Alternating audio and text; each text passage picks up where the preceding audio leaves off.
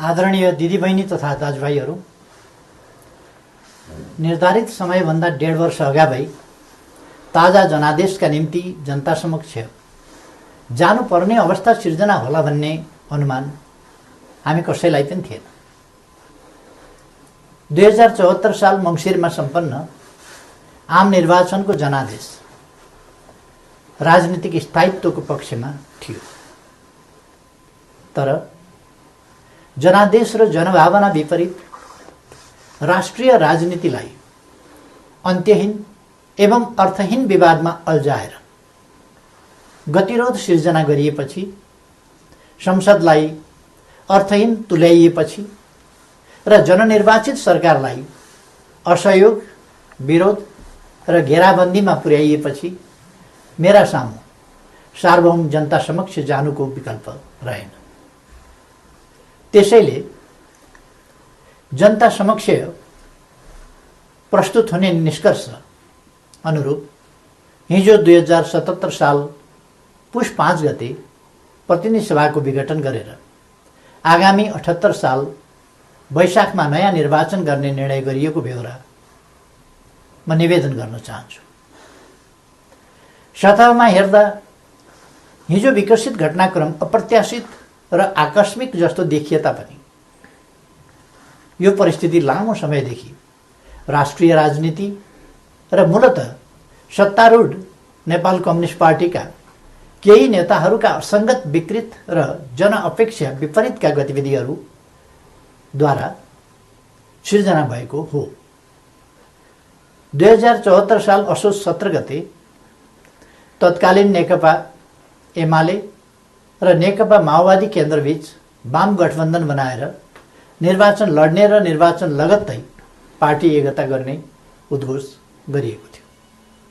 यो निर्णय आम निर्वाचन मार्फत आम जनताद्वारा स्पष्ट रूपमा अनुमोदन भएको थियो, तर निर्वाचन पश्चात राष्ट्रिय राजनीतिलाई जनअपेक्षा अनुरूप अगाडि बढ्न नदिने विभिन्न विसङ्गत गतिविधि सुरु भए। सुरुमा सरकार गठनमा विलम्ब गराउने र जनादेश विपरीत अन्त्यहीन बार्गेनिङ र दबावमा राष्ट्रिय राजनीतिलाई अल्झाउने त्यति बेलाका गतिविधिहरू तपाईहरूको सम्झनामा ताजै छन् भन्ने ठान्दछु। बाधाहरू पन्छाउँदै सरकार गठन भयो र सरकारले जनअपेक्षा अनुरूप काम गर्न पनि सुरु गर्यो। त्यसपछि केही नेताहरूद्वारा निरन्तर रूपमा अस्थिरताका सन्देश र प्रयास जारी रहे। सरकार गठनको 1 वर्ष नपुग्दै कुनै नेताले मुलुक बाहिर गएर अस्थिरताको सन्देश छर्नुभयो भने कुनै नेताले प्रधानमन्त्री मुलुकमा नभएको मौका पारेर देश डुब्न लाग्यो भन्दै बचाउनका लागि माझी गुहार्न थाल्नुभयो। सरकार संविधानको कार्यान्वयनका लागि नयाँ कानुन निर्माण, संघीयताको कार्यान्वयन र मुलुकको सामाजिक आर्थिक रूपान्तरणमा केन्द्रित थियो, तर कतिपय साथीहरूका आँखा निरन्तर पद, प्रतिष्ठा र पद सोपानमा मात्रै केन्द्रित भए। आफ्नो काँधमा आएको ऐतिहासिक अभिभारा पूरा गर्ने गरी नीति निर्माण, राज्य सञ्चालन र जनपरिचालनमा केन्द्रित हुनुपर्ने नेकपालाई केही नेताहरूले आफ्ना असन्तुष्टि, कुण्ठा र आत्मकेन्द्रित सोचहरूको बन्धक बनाउने र निष्प्रभावी तुल्याउने प्रयास गर्नुभयो। दिदीबहिनी तथा दाजुभाइहरू, समस्या समाधानका लागि दुई अध्यक्षहरूका बीचमा कार्यविभाजन गरेर एकजना सरकार र अर्कोले पार्टी सञ्चालनमा केन्द्रित हुने निर्णय भएपछि समस्या समाधान हुने अपेक्षा गरिएको थियो। मैले सोही अनुरूप आफूलाई पूर्ण रूपमा सरकारमा केन्द्रित गरेँ। यसबीचमा पार्टी काम कति अगाडि बढ्यो, एकीकरणका बाँकी काम कति पुरा भए, महाधिवेशनको तयारी कति अगाडि बढ्यो र जनतालाई समस्या परेको बेला विशाल पार्टी पङ्क्तिलाई कति परिचालन गरियो, यसमा मैले केही भनिरहनु पर्ला जस्तो लाग्दैन। तथ्यहरू आफै बोल्छन्। तर सरकारलाई भने राम्रोसँग चल्न दिइएन। पार्टी घोषणापत्रको मर्म र समृद्ध नेपाल सुखी नेपालीको अभियानलाई हाँक्न सक्ने गरी योग्यता क्षमताका आधारमा मन्त्री परिषद पुनर्गठन गर्न खोज्यो भने आफ्नो र पराईका कित्ता काट गरेर टुङ्गोमा पुग्न दिइएन। महत्त्वपूर्ण संवैधानिक अङ्गहरूमा रिक्तता सिर्जना हुन थाल्यो, पूर्ति गर्न पाइएन। पछाडि परेका सामाजिक समुदायको हितका लागि विभिन्न संवैधानिक आयोगहरूको व्यवस्था छ, तर 2.5 वर्षसम्म पनि त्यहाँ नियुक्ति हुन पाएन। सरकारले दूरगामी महत्त्वका काम गरेको छ, प्रतिकूलताका बीचमा पनि मुलुकले महत्त्वपूर्ण उपलब्धि हासिल गरेको छ, युगान्तकारी काम सुरु भएका छन्, तर विपक्षी दलहरूलाई पनि उछिनेर केही नेताहरू सरकारको अनन्त विरोध र नकारात्मक मनोविज्ञान सिर्जना गर्न उद्धत भइरहनु भयो। सरकारले प्रस्तुत गरेका कतिपय प्रस्तावमाथि सार्वभौम संसदलाई छलफल पनि गर्न नदिइकन जबरजस्ती रोकेर राखियो।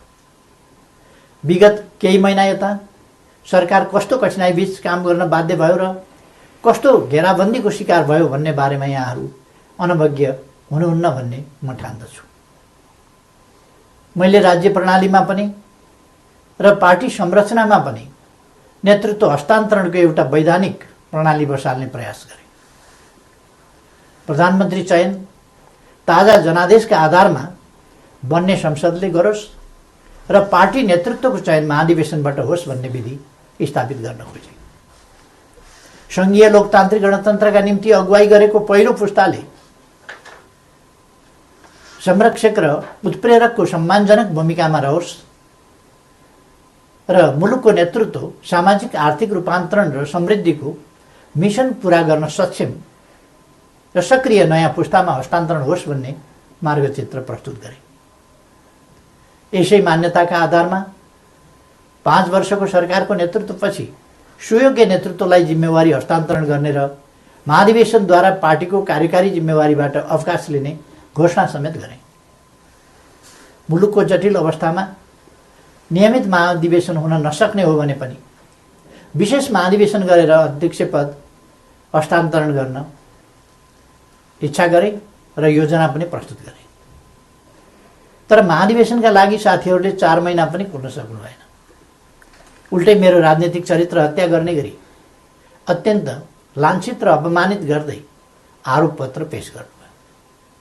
त्यसलाई पार्टीको लोगो र कार्यालयको दुरुपयोग गर्दै राष्ट्रव्यापी रूपमा वितरण गर्नुभयो र वस्तुतः पार्टी विभाजनको अप्रत्यक्ष घोषणा गर्नुभयो। अर्कातिर भित्रभित्रै प्रधानमन्त्री विरुद्ध अविश्वास प्रस्तावको तयारीलाई अगाडि बढाउनुभयो। पार्टी अध्यक्ष एवं संसदीय दलका नेतालाई थाहै नदिई संसद अधिवेशन बोलाउन हस्ताक्षर सङ्कलन गरेर साथीहरूले संविधान विपरीत पार्टी प्रणाली र पद्धतिमाथि यसअघि नै गम्भीर आघात पुर्याउनुभयो। यसपछि नै पार्टीभित्रको अवस्था निकै गम्भीर र सङ्कटपूर्ण बन्न पुगेको। अस्ति पुस 4 गते मात्रै पनि मैले पुष्पकमल दाहालजीको निवासमै गएर उक्त विग्रहकारी आरोप पत्र फिर्ता लिन, पार्टीमा सहज र स्वस्थ वातावरण सिर्जना गर्न र विशेष महाधिवेशन आयोजना गरेर नेतृत्व हस्तान्तरणका लागि पटक पटक आग्रह गरे। पार्टी एकीकरणको सङ्क्रमणकालीन प्रयोजनका लागि मनोनयनद्वारा गठन भएका र महाधिवेशन सम्पन्न गर्ने मुख्य दायित्व भएका पार्टीका नेतृत्वदायी कमिटीहरूलाई पार्टी विधान र एकीकरणको भावना विपरीत पार्टीलाई मतदानको अवस्थातिर नधकेल्न र कर्तव्यको लिकबाट बाहिर नजान बारम्बार आग्रह गरे। तर यस प्रयासलाई मेरो कमजोरी ठान्यो। केही भएको छैन, केही गरिने छैन भन्ने कुरामा अल्मल्याउँदै प्रधानमन्त्री विरुद्ध अविश्वास प्रस्तावको तयारी अगाडि बढाइयो। दिदीबहिनी तथा दाजुभाइहरू, सरकार विरुद्ध यसरी घेराबन्दी र दाउपेच गर्नुपर्ने जायज कारण के थियो र? सरकारले यस बीचमा राष्ट्रियतालाई सुदृढ गर्ने सन्दर्भमा ऐतिहासिक कामहरू गरेको छ। नेपालको वास्तविक भूभाग समेटेको नयाँ नक्सा प्रकाशन गरिएको छ। तदनुरूप सर्वसम्मतिका आधारमा संविधान संशोधन गरिएको छ। समस्या समाधानका लागि मित्र राष्ट्र भारतसँग वार्ताको तयारी भइरहेको छ। चीनसँग पारवन यातायात प्रोटोकलमा हस्ताक्षर भएको छ। नेपालको अन्तर्राष्ट्रिय छवि भूमिका र आकर्षण बढेको छ। यसलाई सुदृढ गर्न सबैले सहयोग गर्नुपर्ने बेलामा सरकारलाई असहयोग र असफल पार्न भइरहेका यी गतिविधिका पछाडि गम्भीर षड्यन्त्र लुकेको स्पष्ट छैन र? यी घटनाक्रम हेर्दा म आजभन्दा 4 वर्ष अगाडिका परिदृश्यहरूलाई सम्झिरहेको छु। नाकाबन्दीको साहसका साथ सामना गर्दै त्यसलाई अन्त्य गरे बापत नेपालको पारवन सुविधा विस्तार गरेर फेरि कहिल्यै नाकाबन्दी नहुने कुराको सुनिश्चित गरे बापत त्यति बेलाको सरकारलाई यसै गरी षड्यन्त्रपूर्ण ढङ्गले अपदस्थ गरिएको थियो। परिस्थिति र समय सन्दर्भ फरक भए पनि पात्रहरू उनै हुनुहुन्थ्यो। के यसले हाम्रा कतिपय नेताहरू नेपाललाई अनन्त अस्थिरतामा फसाउने योजनामा सहभागी भएको स्पष्ट रूपमै देखिनुहुन्न र?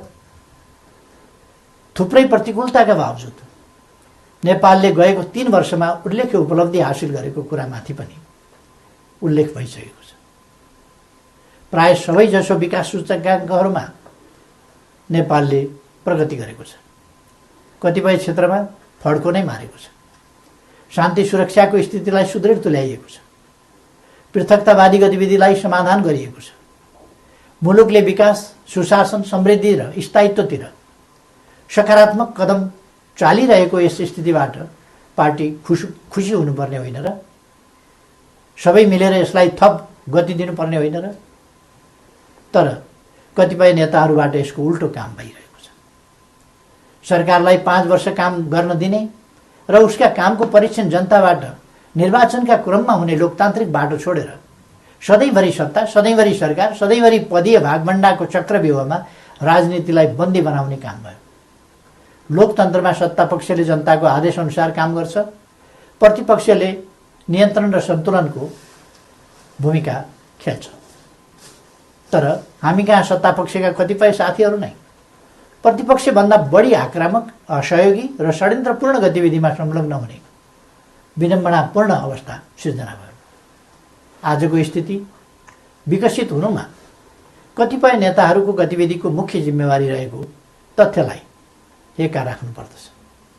यस्तो काम कुनै पनि अर्थमा लोकतान्त्रिक हुन सक्दैन। दिदीबहिनी तथा दाजुभाइहरू, पार्टीलाई एकताबद्ध रूपमा अगाडि बढाउने, नेतृत्व हस्तान्तरणको विधि र प्रणाली बसाउने र पार्टी, सरकार र संसदलाई जनताको हितमा केन्द्रित गर्ने मेरा प्रयासहरूमा यसरी निरन्तर बाधा सिर्जना गरिए। यसपछि नै म यस निर्णयमा पुग्न बाध्य भएको। प्रतिनिधि सभा विघटन र नयाँ निर्वाचन मेरो रुचि वा छनौटको विषय थिएन। तर मुलुकलाई अकर्मण्य अवस्थामा राखिराख्नु उचित हुँदैन थियो। संसदलाई केही नेताहरूको स्वार्थको बन्धक बनाइराख्नु जनादेश विपरीत हुन जान्थ्यो। जनताको भावना अनुसार काम गर्न अगाडि बढ्नै नसक्ने स्थितिबाट मुलुकलाई निकास दिनै पर्थ्यो। जनअनुमोदित नेकपाको यस सरकारलाई आफ्नै दलका नेताहरूले काम गर्न नदिने र दलभित्रको कचिङ्गनले प्रतिनिधि सभालाई पनि शिकार बनाउने अवस्था अन्त्य गर्नै पर्थ्यो। यसै पृष्ठभूमिमा म नयाँ जनादेशका लागि सार्वभौम जनता समक्ष जाने निष्कर्षमा पुगेको हुँ। म अझै पनि विगतका सबै तिता पीडाहरूलाई बिर्सेर एकताबद्ध भई निर्वाचनमा सहभागी हुन कमरेडहरूलाई आग्रह गर्न चाहन्छु। निर्वाचनको घोषणाले पार्टी एकतालाई बलियो बनाउने अपेक्षा गरेको छु। पार्टी पहिलो शक्ति बन्नुमा, पार्टी एकता हुनुमा र पार्टीले विशाल जनसमर्थन प्राप्त गर्नुमा केपी ओलीको कुनै योगदान छैन। हामी पो निर्णायक हौँ भन्ने कमरेडहरूलाई पनि लोकप्रियता र क्षमताको मापन गर्न यसले अवसर दिनेछ। प्रधानमन्त्री बन्न व्यग्र प्रतीक्षामा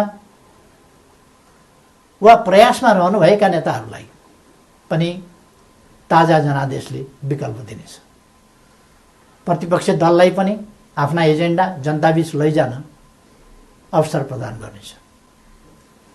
निर्वाचन लोकतन्त्रको आत्मा हो। यो सबैभन्दा उन्नत लोकतान्त्रिक अभ्यास तथा विधि पनि हो। जननिर्वाचित सरकारले काम गर्न पाउँदैन भने उसले पुनरावेदन गर्न जाने ठाउँ सार्वभौम जनता समक्ष नै हो। मैले यही बाटो अवलम्बन गरेको छु। पार्टीले मेरो नेतृत्वमा विगत आम निर्वाचनमा लडेको थियो। म पार्टी संसदीय दलबाट सर्वसम्मत रूपमा नेता चयन भएको थिएँ र त्यसै हैसियतमा प्रधानमन्त्री निर्वाचित भएको थिएँ। बहुमत प्राप्त दलको सर्वसम्मत नेतालाई काम गर्न नदिइएपछि बन्द कोठामा अनुचित र सिद्धान्तहीन सम्झौतामा अल्झिएर जनअपेक्षामा आँच पुर्याउनु मैले उपयुक्त ठानिनँ। जनतालाई फैसला गर्न दिनु नै सबैभन्दा लोकतान्त्रिक विकल्प हो भन्ने मैले ठाने। त्यसै पनि जस्केलाबाट सरकारमा छिर्ने र जनमतको उपहास गर्ने अलोकतान्त्रिक चरित्रप्रति मैले सधैँ विमति राख्दै आएको छु। दिदीबहिनी तथा दाजुभाइहरू, नेपालको संविधानले नेपालको सार्वभौम सत्ता र राजकीय सत्ता जनतामा निहित रहने व्यवस्था गरेको छ। राज्य सञ्चालनको अन्तिम निर्णयकर्ता जनता हुन्। जनताको यो सार्वभौम सत्ता, राजकीय सत्ता र निर्णय निर्वाचन मार्फत व्यक्त हुन्छ। जनताको अभिमत व्यक्त हुने निर्वाचनले लोकतन्त्रलाई थप सुदृढ र परिपक्व बनाउँछ। हाम्रो लोकतान्त्रिक प्रणाली नयाँ छ तर कमजोर छैन। मुलुक जनप्रतिनिधिविहीन अवस्थामा छैन। राष्ट्रिय सभा क्रियाशील छ। प्रदेश सरकार र प्रदेश सभा एवं स्थानीय सरकारहरू मुलुकको संविधान र कानुन अनुरूप आफ्नो तहमा राजनीतिक नेतृत्व प्रदान गरिरहेका छन्। राष्ट्रपति र न्यायालय लगायतका संस्थाहरू र राज्यका निजामती एवं सुरक्षा अङ्गहरू सबै आफ्नो कर्तव्य निर्वाहमा दृढ छन्। 4.5 महिनापछि नयाँ प्रतिनिधि सभा स्थापित भइहाल्ने नै छ। 21औं शताब्दीको नेतृत्व गर्न तयार भएर बसेको हाम्रो युवा पुस्ता लोकतन्त्रप्रति प्रतिबद्ध छ। यो पुस्ता नै लोकतन्त्रको सबैभन्दा ठुलो पहरेदार हो। यस परिस्थितिमा म सम्पूर्ण युवाहरूलाई लोकतन्त्रको रक्षाका लागि एकजुट भएर दृढतापूर्वक अगाडि बढ्न आह्वान पनि गर्न चाहन्छु। त्यसैले निर्वाचनमा जाँदा संविधान अप्ठ्यारोमा पर्छ, लोकतान्त्रिक गणतन्त्र सङ्कटमा पर्छ र मुलुक अस्थिरतातर्फ धकेलिन्छ भनेर चलाउन खोजिएका प्रचार या फिजाउन खोजिएका आशंका र भ्रमहरू निराधार छन्। राजनीतिक स्थिरताको प्रत्याभूति गर्ने निर्णायक तत्त्व जनताको अभिमत हो। तसर्थ कुनै पनि कुरामा नअल्मलिकन आम निर्वाचनको तयारीमा केन्द्रित हुन म सबैमा हार्दिक आह्वान गर्दछु। धन्यवाद।